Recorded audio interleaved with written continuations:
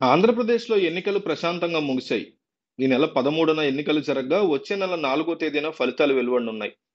నేతల జాతకం ఈవీఎం మిషన్లలో నిక్షిప్తమయింది. ఇక జూన్ 4న వెలువడనున్న ఫలితాల కోసం రాష్ట్ర ప్రజలంతా కూడా ఆతృతగా ఎదురుచూస్తున్నారు. గెలుపు మీద ఇరు పార్టీ నేతలు ధీమా వ్యక్తం చేస్తున్నారు. అయితే మెజారిటీ సర్వేలు, రాజకీయ విశ్లేషకులు మాత్రం తిరిగి వైసీపీనే అధికారంలోకి వస్తుందని అభిప్రాయపడుతున్నారు. దీంతో జగన్ మద్దతు కోసం జాతీయ పార్టీలు అప్పుడే ప్రయత్నాలు మొదలుపెట్టాయి.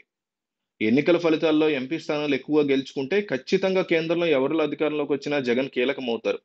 దీనిలో భాగంగా కాంగ్రెస్ పార్టీ నేతృత్వంలోని ఇండియా కూటమి నుంచి వైసీపీకి రాయబారాలు మొదలుపెట్టినట్టు తెలుస్తోంది. మరోపక్క ఎన్డీఏ కూడా జగన్మోహన్ రెడ్డి కోసం రాయబారాలు మొదలుపెట్టినట్టు తెలుస్తోంది. వైసీపీకి ఎక్కువ ఎంపీ సీట్లు వచ్చినా ఎన్డీఏ కూటమిలో టీడీపీ ఉండడంతో బీజేపీకి మద్దతు ఇస్తారా లేదా అనేది ప్రశ్న.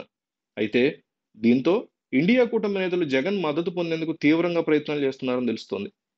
బీజేపీ ఆంధ్రప్రదేశ్‌లో టీడీపీతో కలవడంతో తమతో కలిసి రావాలని ఇండియా కూటమి నేతలు జగన్ మీద ఒత్తిడి చేస్తున్నారట.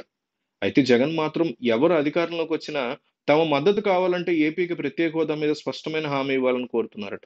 దీని మీద జాతీయ నాయకులు సానుకూలంగానే స్పందించినట్టు తెలుస్తోంది.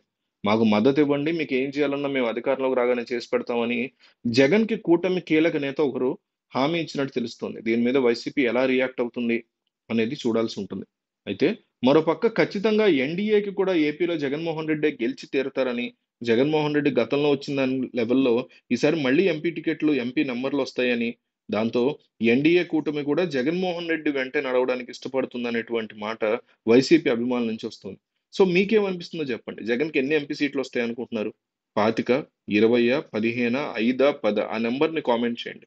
మీరిచ్చినటువంటి నంబర్ గనక అటు ఇటుగా కరెక్ట్ అయితే చూద్దాం. మీ రాజకీయ పరిణితి, విశ్లేషణ, విజ్ఞత ఎంత బాగా ఉన్నాయనేది రిజల్ట్స్ రోజు తెలిసిపోతుంది.